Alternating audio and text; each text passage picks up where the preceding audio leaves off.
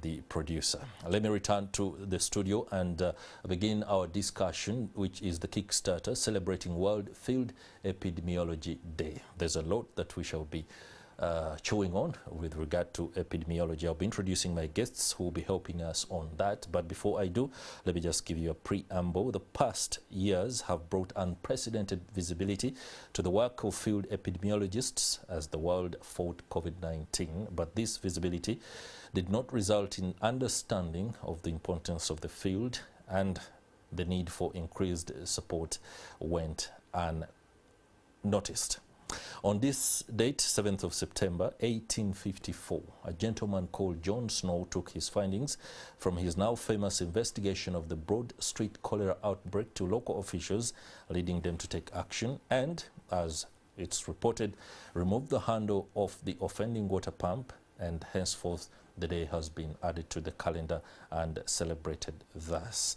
With me in the studio, I have Dr. Herbert Kazoora, a senior epidemiologist at the African Field Epidemiology Network, AFENET, to help us understand a lot more about that. I'm also joined by Ayub Kakaire Kirunda, the senior communications officer at AFENET. Gentlemen, welcome to the program. Thank you. World Field Epidemiology Day. That is today. What is epidemiology? Dr. Kazoora. Thank you so much, Chris, and good morning, viewers. Field epidemiology is a subdomain of public health that really looks at the distribution, the determinants of health-related events or diseases within the population. Okay. So you're looking at the distribution and the determinants. Where are the diseases, which communities are affected, who is affected, and when are they affected. So that deals with the distribution. And then the determinants looks at the risk factors. Why are these people affected? Are they exposed to a certain disease-causing organism? Are they exposed because of their occupation? Are they exposed because of travel history? Are they coming down with the disease because they've not been vaccinated? So those are the determinants of disease. And the using of this knowledge to control and prevent diseases in populations. So that's epidemiology in general, but the addition of the word field denotes that this application of knowledge about determinants and distribution of disease is done in a field setting, in a population that is at risk, in a population that is affected. You know, compared to the clinical epidemiology, because there are several subdomains of epidemiology.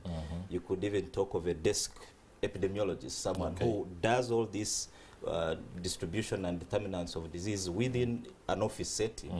And so clinical epidemiology is the application of this science in a clinical setting so within a hospital facility, looking at the characteristics of the patients that are coming in that hospital, looking at their distribution, their age, their sex, but also looking at the effectiveness of treatment that are administered to these patients. Okay. So what I basically understand with that explanation, my layman framework of thought, is when you look at the country right now and you were to offer what can be an epidemiology map, where are we having the most pain points?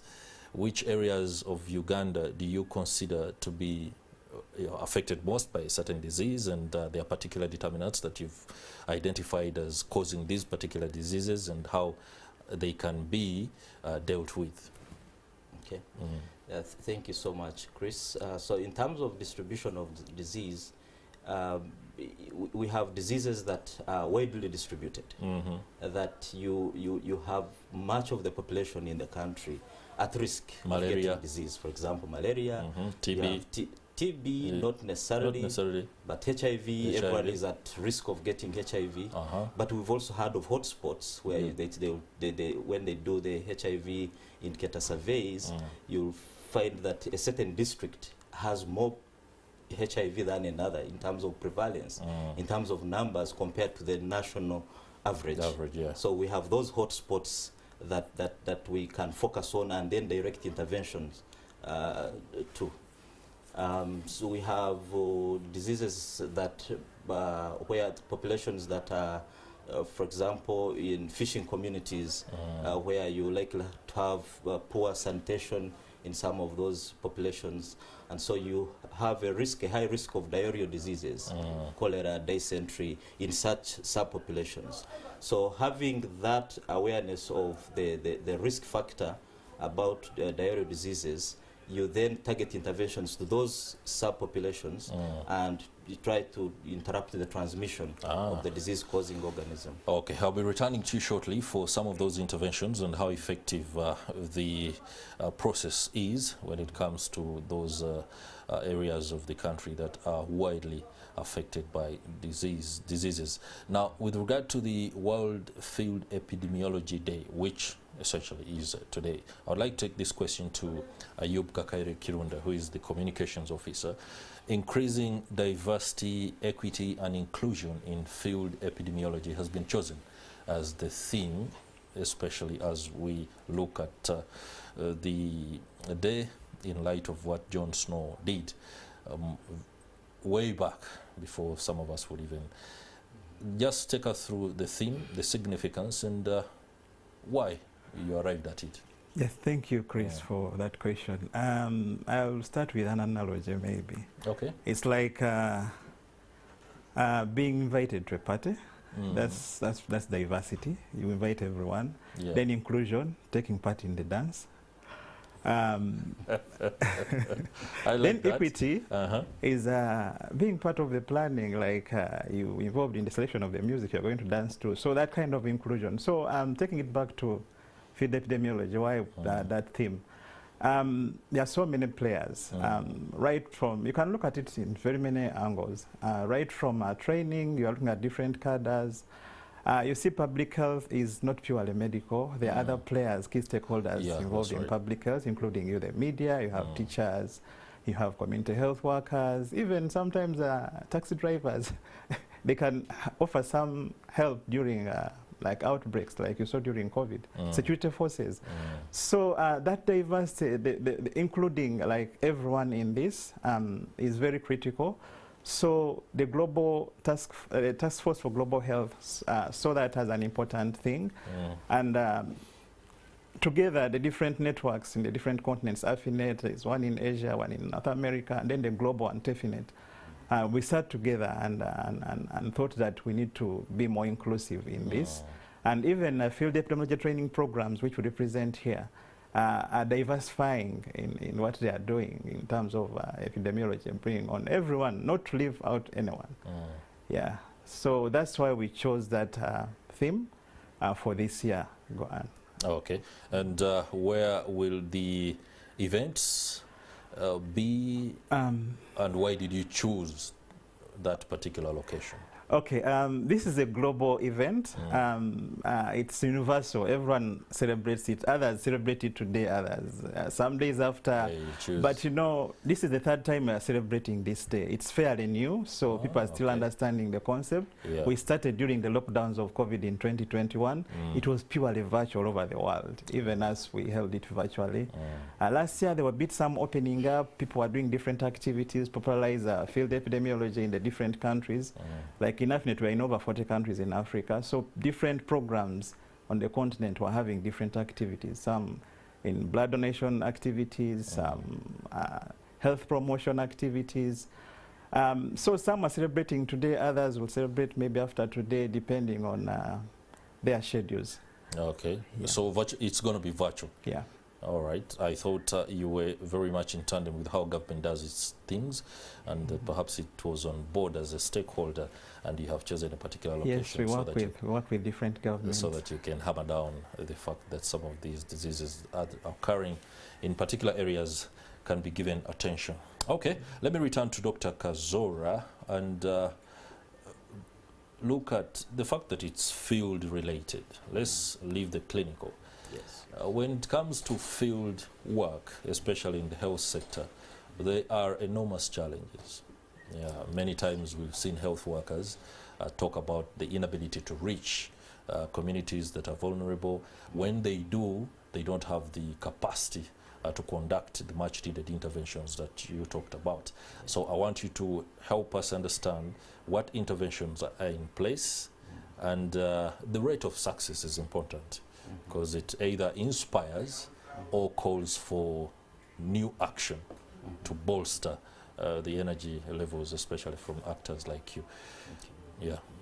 Thank you so much, Chris. So, looking at the success of most of our interventions, the aim of field epidemiology is really to narrow down on the drivers or the risk factors for a given disease. For example, if you look at COVID-19, we had one of the risk factors was people congregating and coming together in mass gatherings in churches. And you recall the intervention in place was to lock us down so that the transmission rates within the populations can be reduced. So that is one success factor.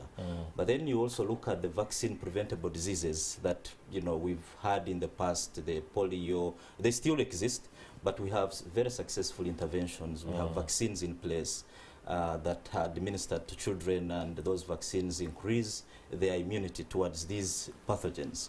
The disease-causing organisms are around, but the individual who is at risk has received a vaccine, which is an intervention, and that intervention increases their ability to fight the disease. So vaccination, looking at COVID-19, the social distancing intervention as one success factor. If I look at masking as an intervention, which is informed by public health, which is informed by field epidemiology. If you look at HIV and the successes that we've registered as a country, the ABC intervention, the abstinence, the being faithful, the using of condoms for those that cannot adhere to the ABC, we've seen the success of that, bringing down the prevalence of HIV to as low as 6%, 3%. From 30% when the pandemic was first detected in Uganda. So there are several interventions that have really demonstrated success in the field. All right, we shall go for a break because it's just reaching the bottom of the hour of 8 o'clock. When we return, this conversation will continue, and we shall be delving into a little bit more detail, especially on the challenges of the scientists who are working under the aegis of epidemiology on how some of these interventions are going on. But I'll also be relating to something very controversial that is covered by the paper today. We shall continue to hammer down that until some things are corrected. Whether epidemiologists can help us understand why this is so remains to be seen. Stay with us.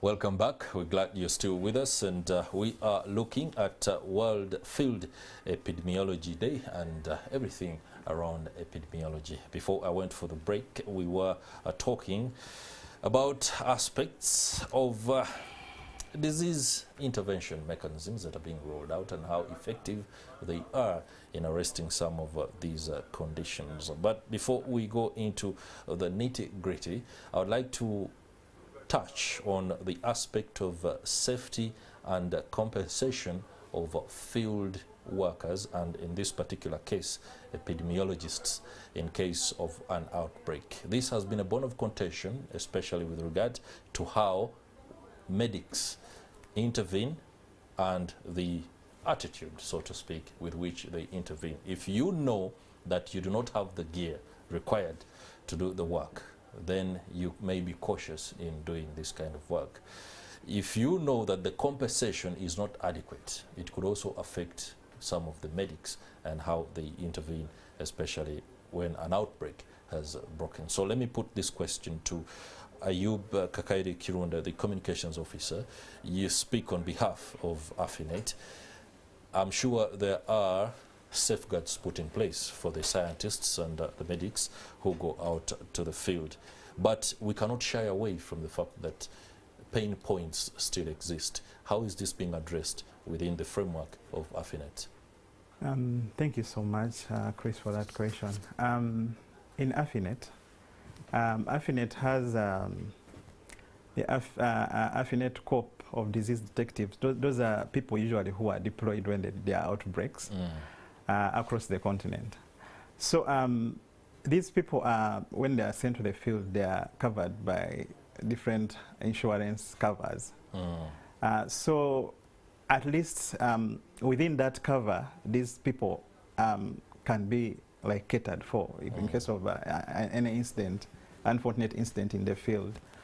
But AFENET doesn't work alone. There are other agencies usually that are involved during these outbreaks, including even the Ministry of Health here.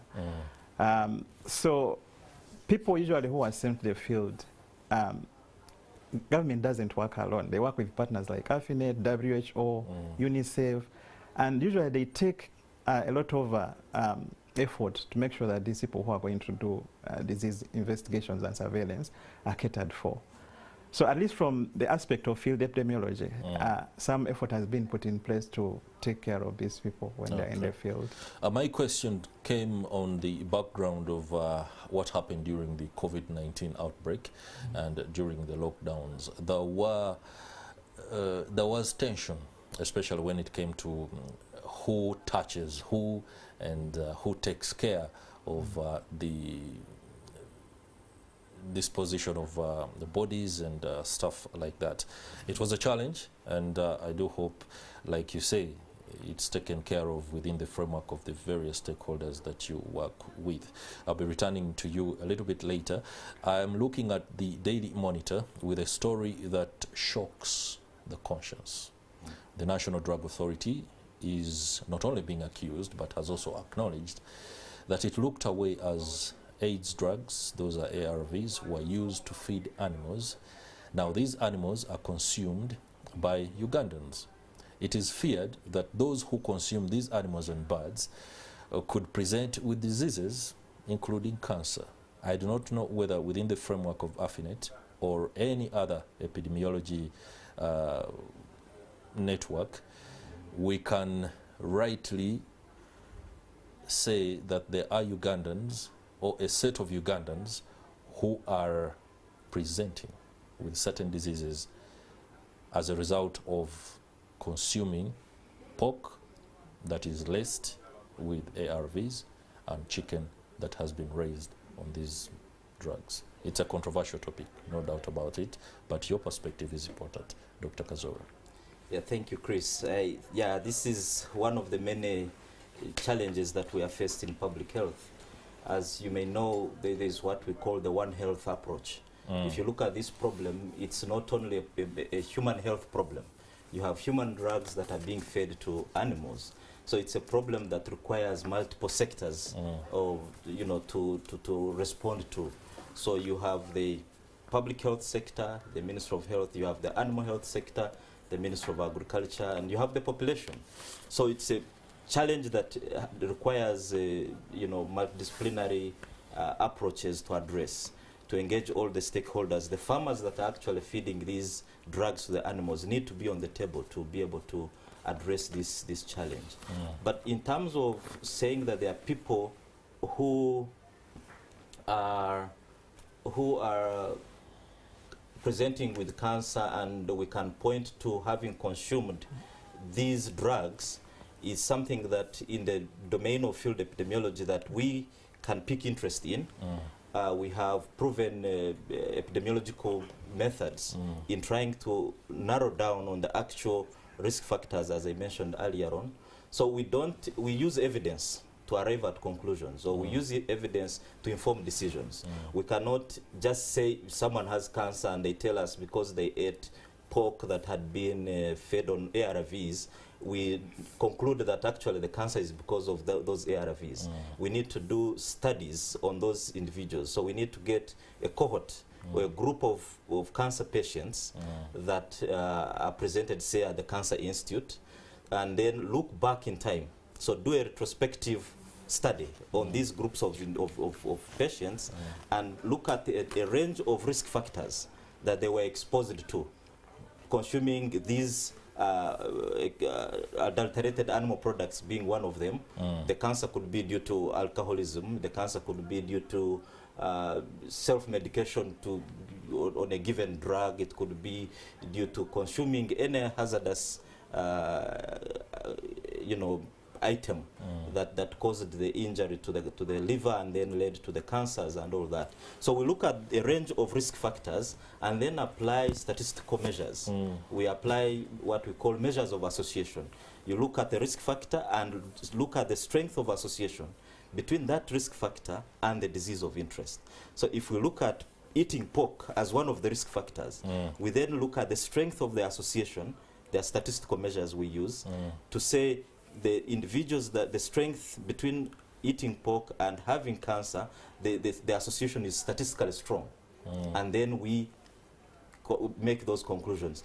And then we compare with the other risk factors. If we find that those who consumed alcohol excessively over years actually have stronger associations between consuming alcohol and coming down with liver cancer, then we conclude that actually the liver cancer we are seeing is not necessarily due to the pork, but because of the strong associations between alcohol consumption and cancer, we then conclude that this is likely due to consuming cancer and not, consuming alcohol and not pork. So there is need to do studies that are among those populations that have been exposed. Okay, thank you very much. That is very perfectly explained. I would like to end with Mr. Ayub Kakaire. Since this is the third commemoration of the World Field Epidemiology Day, one would be forced to ask the question, what has been achieved in light of the last two commemorations, so to speak? Thank you so much. I think we have achieved a lot. We've managed to raise the profile of field epidemiologists, the role they play in investigating diseases and surveillance and containing these diseases. So we've been able to showcase some of the work that field epidemiologists do across the continent of Africa. That's right. And we've had very many interesting stories here in Uganda done by our field epidemiology trainees in Makerere University and at the Uganda National Institute of Public Health at the Ministry of Health. They do a lot of work in the communities during outbreaks, and they showcase this work. But we have also used this day to advocate for more investment into the field of epidemiology. Yeah. So we are calling on governments, partners to put in some more funds into this area of public health. All right. Yes. Ayub Kakaire Kirunda, Communications Officer at the African Field Epidemiology Network. Many thanks for that perspective. Many thanks to you too, Dr. Herbert Kazoora, a senior epidemiologist, of course, also with AFENET. Now, let me go to my man, Ivan K. Walinyolo, who is standing by in Entebbe. There are so many things or issues that are affecting the population there. Vendors have concerns. Yesterday, we do understand